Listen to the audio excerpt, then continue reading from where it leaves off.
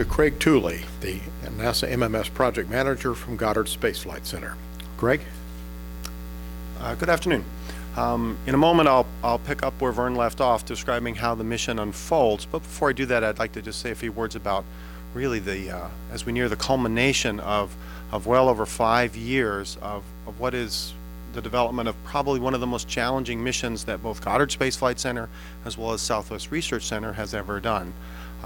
As you can see from what you've seen already, we have built 4 large, identical, very sensitive spinning spacecraft that we will fly in formation. So here 2 days before launch, I'm honored to have helped in concert with Jim Birch lead this team, which at times was over 500 people building this mission, which we're about to launch.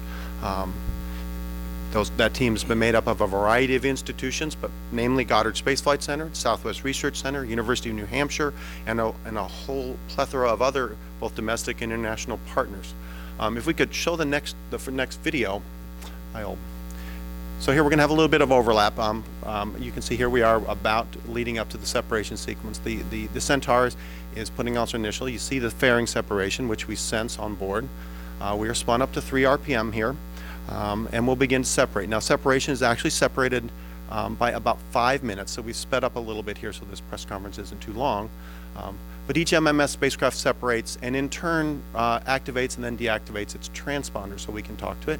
You see here the first of our booms deploying. These are the magnetometer booms, 5 meters each, that unfold, the shortest of our booms, all while we're spinning at 3 RPM. Now you'll see an illustration of the deployment of what we call our spin plane double probe booms. These are 60 meters on a side, 4 wire booms, which we deploy to sense electric fields while we're spinning, obviously spinning to keep them taut. And then finally, we're going to see here the deployment of the axial booms, the one that go out in our spin direction, which go out 15 meters at both ends and carry receiving elements to sense fields at their ends, leaving us with 4 spinning spacecraft with the booms spread out that actually have a footprint about the size of a baseball field. And you see here in this view, you can actually see the other MMS as illustrating the formation. Although we fly these as close as 10 kilometers together, we will adjust that formation as we fly. And as Jim Birch will talk about which regions of space we actually do our science in, we are continually fine-tuning this 3-dimensional formation so that we can capture magnetic reconnection. It's best to think of this mission as an in-situ flying laboratory, not really a remote sensing, but it is operated throughout its 2-year mission continuously by scientists on the ground, essentially using our own magnetosphere as a laboratory. Now in the next video, if we could roll that, we'll just get a little insight into how we fly. There you see the MMS observatories or spacecraft represented by those 4 dots. Flying in formation. They make up a tetrahedron, so we can get a 3-dimensional capture of magnetic reconnection events as close as 10 kilometers together. You can see the magnetic fields represented there.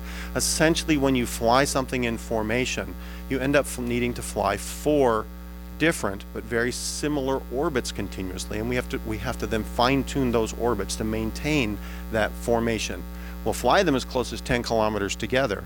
We'll fly them with an accuracy of 100 meters while we do that, and as often as every 2 weeks we will do propulsive maneuvers. We carry about 400 kilograms of hydrazine rocket fuel on board each one to do those maneuvers with. Now before I turn it over to Jim Birch to tell you a little bit more about the science, we'll move backwards in time a little bit, and we'll run a little clip that shows just a little sample of what happened almost 4 months ago when we arrived, as we began our journey from arrival here at the launch site to finally being encapsulated and on the rocket. So if we could show the next video. So here you can see we actually shipped the MMS spacecraft to Astrotech, our payload processing facility, 2 at a time. We reused a transporter, so we made 2 trips. And you can see in this, you can see us actually unwrapping the first of the stack of 2. In that picture, you saw 2 MMS observatories. Here's the arrival of the next 2. You'll see them lifted off. These observatories are about each 4 feet tall, about 12 feet across their octagonal cross section. Of course, that's how big they are before we've deployed those booms I spoke of. Cleanliness is very important to us, as is magnetic cleanliness, as was electrostatic. These are extremely clean spacecraft, lest we measure our own noise in terms of magnetics, electric fields and such. So we worked very hard to make these extremely clean spacecraft and having no magnetic field of their own, no electric charge buildup of their own. And as this video moves on, you can see actually here we're seeing when we stack them into the stack of 4 that make up the stack configuration that we launched that you saw earlier. In this picture you see covers on the solar arrays, and you see protective debris shields that we've wrapped over the top, but essentially this is how we began to look. And there you finally see a beautiful picture of the stack of 4 MMS spacecraft flanked by the Atlas fairing. You can see the solar arrays, and around the top perimeter you're catching a glimpse of the some of the 25 instruments. There's 100 instruments total on this mission that we built. And now we're seeing the actual act of encapsulation as they move the Atlas fairing around us. And then finally, that evening, we moved it out to the launch site. This is actually the rollout when the encapsulated payload moved out to the vertical integration facility for hoisting atop the Atlas rocket the next day. That brings us almost to where we are today. Now, after this, I'm gonna hand it back to George. All right, thank you, Greg, and we'll learn a little bit now about the science from Jim Birch, who was the principal investigator for the MMS mission from the Southwest Research Institute. Jim? Well, thank you, George, and good afternoon, everybody. Magnetic fields are continuously being generated and destroyed throughout the universe.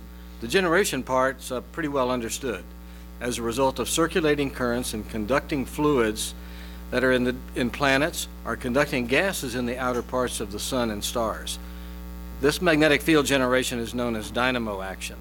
The destruction part results from magnetic reconnection, which occurs when magnetic fields in adjacent regions of space interconnect. In the process, magnetic energy is destroyed and heat and kinetic energy are released. But exactly how magnetic energy is destroyed in a reconnection event is completely unknown. Because of its explosive nature, magnetic reconnection is often described as a magnetic explosion in space. Reconnection is important to us as the engine that drives space weather and the main disruptor that is frustrating our attempts to harness nuclear fusion with magnetic containment devices. The MMS mission will conduct a definitive experiment in space that will finally allow us to understand how magnetic reconnection works. And we have a video that introduces the topic.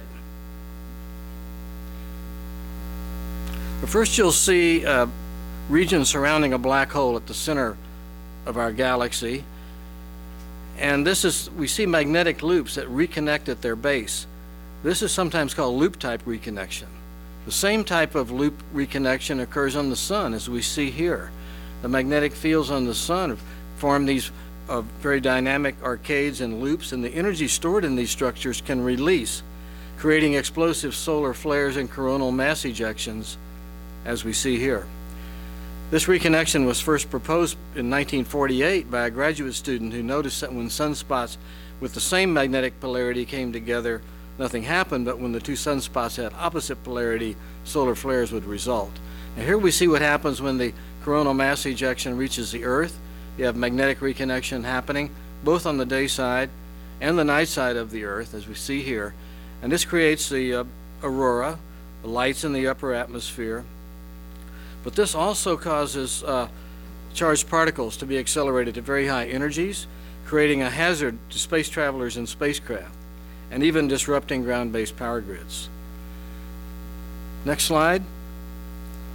The fundamental question is why and how does magnetic reconnection take place? The answer is in one sense simple, but in another sense complex and mysterious. The simple part is that adjacent magnetic fields pointing in opposite directions at the top part and bottom part of that figure tend to annihilate each other, releasing their magnetic energy, heating charged particles in the surrounding environment. In this process, the magnetic fields are torn apart and reattached to their neighbors. The mysterious part is what goes inside that box labeled diffusion region. With MMS, we will be able to probe the diffusion region for the first time with measurements down to the smallest scale of the plasma, the electron scale, to solve this mystery.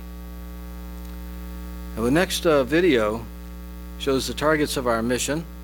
This is a diagram of the Earth's magnetosphere, the solar wind coming in from the left. There are two boxes there. That's where reconnection occurs. Inside these boxes, the phenomena we want to study exist. So this is a computer simulation. This particular plot is of electron currents. And you can see the dynamic nature, why we need 4 spacecraft to probe particles and electric and magnetic fields to much higher sensitivity and resolution than have ever been done before to work this out. The next slide shows how we access these 2 regions of interest. The next video is our orbit in red. So we launch on the night side. The orbit precesses through the day side, skims the magnetopause. We're varying the separation between the spacecraft in that tetrahedron as we go. The second time we pass through the magnetopause, here we hold at the optimum separation, somewhere between 10 and 160 kilometers. Now we double our apogee, sweep through the night side, adjusting our separation between spacecraft between 10 and 400 kilometers. So once we've done this, after this 2 years, we will have performed a definitive experiment on magnetic reconnection. We have to make particle measurements 100 times faster than the previous record, because that's the electron scale. Previous missions have only been able to study the ion scale or the fluid scale.